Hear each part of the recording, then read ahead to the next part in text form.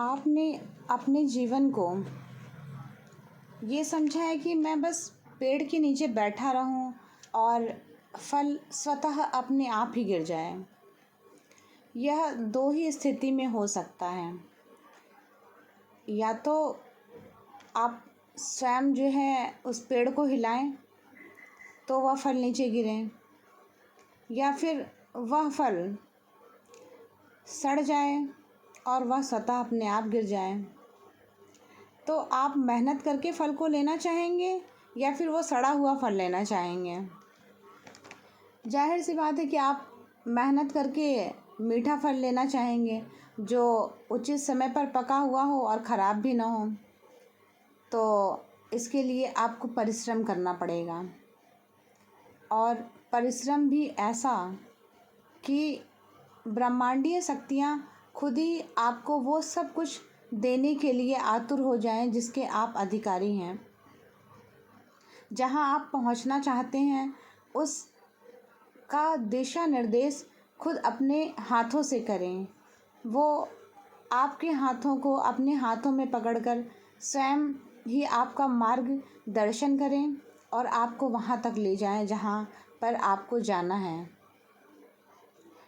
तो इसी तरह अपने जीवन में प्रयासरत रहिए, कर्म करते रहिए और ईश्वर पर अटूट विश्वास रखिए, क्योंकि वो जब देता है तो वो जो भी देगा वो सही देगा और सॉलिड देगा।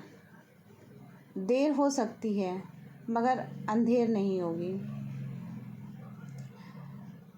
तो अपने जीवन में आपको निरंतर कर्म करते ही रहना पड़ेगा और खुद को विकसित करना पड़ेगा, खुद के विकास पर ध्यान देना पड़ेगा। आप जीवन को निरंतर जीते चले जा रहे हैं और कभी कभी तो लगता है कि मतलब बस ज़िंदगी कट रही है। आपको ज़िंदगी को काटना नहीं है, ज़िंदगी को जीना है।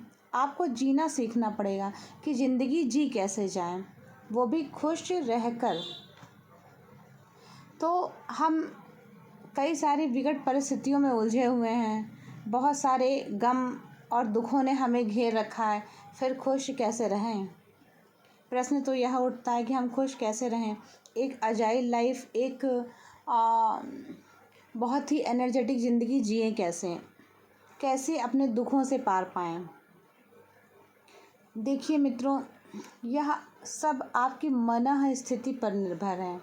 अगर आपने अपने आप को दुखी, व्यथित, परेशान मान लिया और आप हर समय दुखी रह रहे हैं, मुंह लटकाए हुए हैं, तो क्या आप जहाँ जाएंगे पब्लिकली लोग आपको देखना पसंद करेंगे? आपको देखकर प्रसन्नचित्त होंगे? आप हर समय रोता हुआ मुंह लेकर सबके सामने जाएं और अपीयर हों, तो क्या यह आपको शोभित होगा? लोग आपसे बात करना चाहेंगे?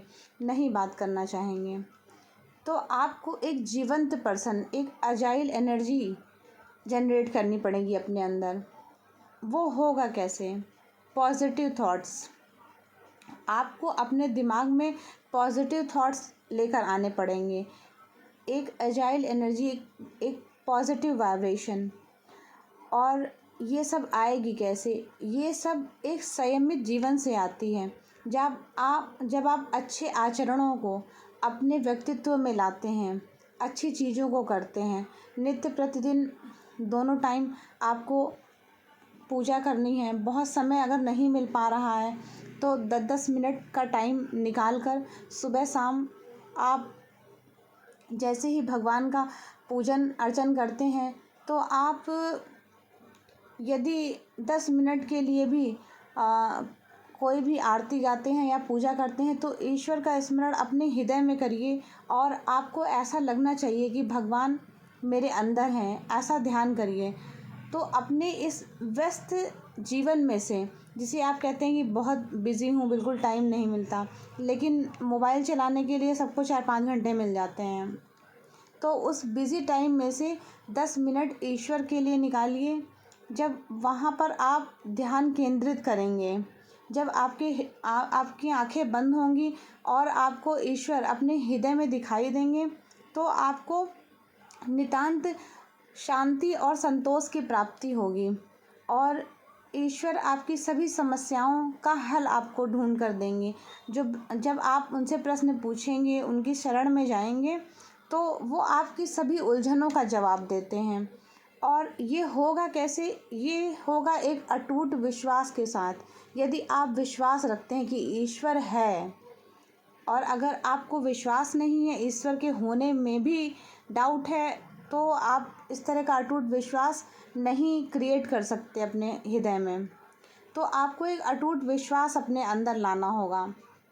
और जब आप पूजा, ध्यान, मनन करते हैं तो आपकी पर्सनालिटी में एक अलग ही चेंज आएगा और आपको जो थॉट्स मिलेंगे वो पॉजिटिव मिलेंगे। जब पॉजिटिव वाइब्रेशन में आप रहना शुरू कर देते हैं तो जो भी दुख विपत्तियां आपके पास आएंगी, आप थोड़ी देर के लिए व्यथित, विचलित ज़रूर हो सकते हैं, लेकिन थोड़ी देर के बाद ईश्वर जो आपके अंदर बैठे हैं वो खुद आपको समझाएंगे और आपका मार्गदर्शन करेंगे। तो आप इस तरह से अपनी परेशानियों से ओवरकम हो सकते हैं। आप अपनी परेशानियों से बाहर निकल जाएंगे और वो बुरा वक्त भी बीत जाएगा। तो इस तरह से पॉजिटिव वाइब्रेशन में रहकर हम खुद संभाल सकते हैं। जो व्यक्ति खुद को हैंडल नहीं करना सीख पाया, वो ना तो सोसाइटी को हैंडल कर पाएगा, ना अपनी फैमिली को हैंडल कर सकता है और ना ही किसी ऑर्गेनाइजेशन को। पहले आपका अपने ऊपर कमांड होना चाहिए। आप अपनी जितनी इमोशंस हैं, फ्लो हो रही हैं, कभी दुख है, कभी सुख है, कभी आप तुरंत सैड हो जाते हैं, रोने लगते हैं, कभी हैप्पी मोमेंट है तो उसमें बहुत ज़्यादा उतावले हो जाते हैं। तो ऐसा नहीं करना है आपको अपने चित्त को शांत रखना है, व्यवस्थित रखना, सुनियोजित रखना है। ये सब आपके ध्यान से, पूजा पाठ से ही होगा, एक संतुलित स्केड्यूल फॉलो करने से होगा। तो इन्हीं सब विचारों के साथ मैं अपनी वाणी को यहीं विराम देती हूँ। धन्यवाद।